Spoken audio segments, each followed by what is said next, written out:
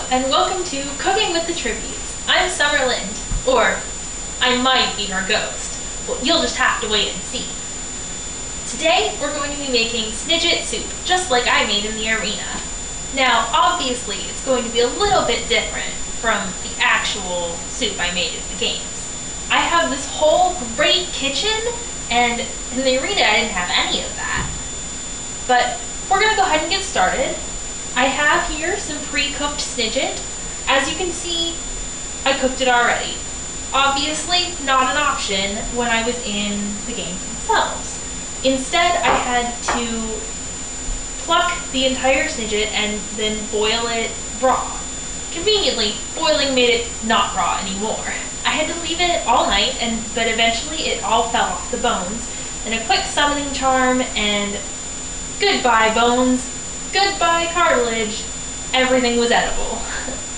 Now, as you can see, a lot faster. It's already heated up and we should be good to go ahead and go on. Now, in the arena, the only spice I had was parsley. Turns out, parsley is really good for you and it has lots of vitamins. At the time, I was just eating it because I knew it wouldn't kill me. But that's alright too. And we're going to sprinkle some of that. Now, I have a lot more options as far as spices go than I used to. So now I'm going to add a couple of my other favorite spices. A little bit of sage. And be careful because it sticks together. There we go. We have a little bit of rosemary. Smells like chicken, but don't worry, the soup will still taste like Snidget. And a little bit of thyme. Now, I like my food to be a little bit spicy, so I'm also going to hit it with some pepper. Maybe a bit more pepper than you might want, but what can I say? I love the stuff. Alright, now, in the arena, this was really all I had. But big old kitchen, I have lots of options. Sometimes I make it with vegetables.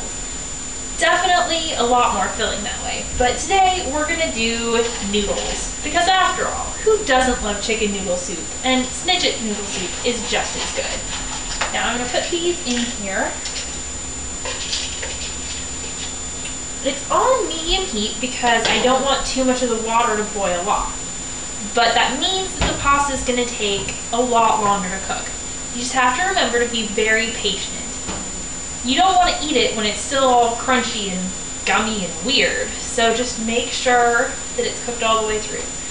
The upside is the longer you cook it, the more those spices can really get in there and make it taste good. Other thing you're going to want to watch out for is that pasta is a big old water sucker. It'll just suck it right up like a sponge. So you have to make sure that if it starts to get low, you add some more water in. You might have to bump up your spices if you're adding more water, but generally speaking, you'll probably be all right.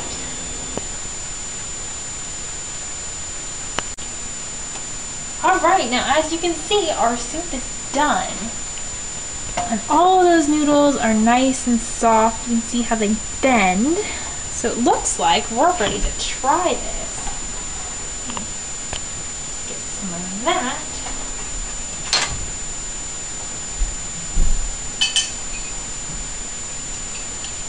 A little bit of everything, all in the same spoonful. That's really the only way to try it, don't you think?